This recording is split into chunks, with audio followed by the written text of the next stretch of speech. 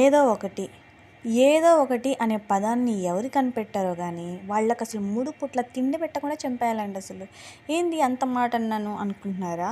నిజమే కదండి బాబు, ఎవరు ఎగుతారండి? ఎప్పుడు కర్రీ చేద్దామన్నా కానీ ఏం చేయాలండి అని అడిగితే ఏదో ఒకటి అంటారు.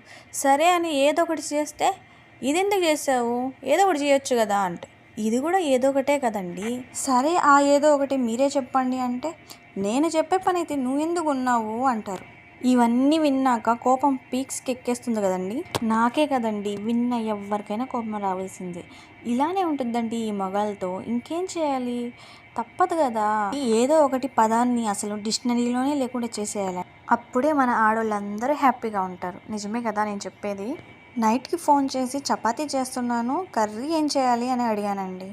ఏదో ఒకటి చెయ్యి అన్నారు. ఏదో ఒకటి అయితే నేను చేయను బాబోయ్, మీరే చెప్పండి ఏది చేయాలో అంటే నేను పనిలో ఉన్నప్పుడు నన్ను ఇస్కీబాకు, ఏదో ఒకటి చేసేయి అన్నాను కదా అన్నారు. సరే అంతటితో ఊరుకుంటారా? ఏదో ఒకటి నేను చేసిన తర్వాత ఇదెందుకు చేసావు, అదెందుకు చేసావు అని విసుక్కుంటూ తింటారండి.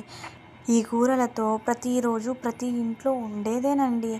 ఇకపోతే ఇక్కడ ఒక అద్భుతమైన కళాఖండం జరిగింది. చూసారా? చూసి భయపడబాకండి. అప్పుడప్పుడు ఇలా నా టాలెంట్ని చూపిస్తూ ఉంటాను, మీరు చూసి భయపడబాకండి. వట్టి చపాతీ పిండి అయితే ఇలా ఎందుకు అవద్దండి, దీంట్లో ఏదో కలిపాను. ఏం కలిపానో గెస్ట్ చేయగలుగుతారా? మీకెందుకులేండి అంత శ్రమ, నేనే చెప్పేస్తాను. దీంట్లో కొద్దిగా జొన్న పిండి కలిపానండి.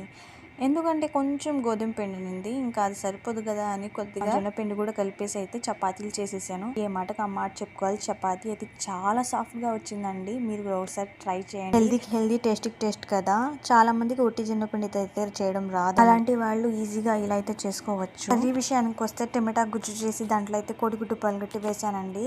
ఇదైతే మా ఇంట్లో అందరూ చాలా ఇష్టంగా అయితే తింటారు. ఇంకా ఈజీగా కూడా అయిపోద్ది కదా అని ఇదైతే చేసేసాను. ఇవాళ వీడియో అయితే ఇంతేనండి. మీరు పోతూ పోతూ ఒక లైక్ ఇవ్వచ్చు కదా.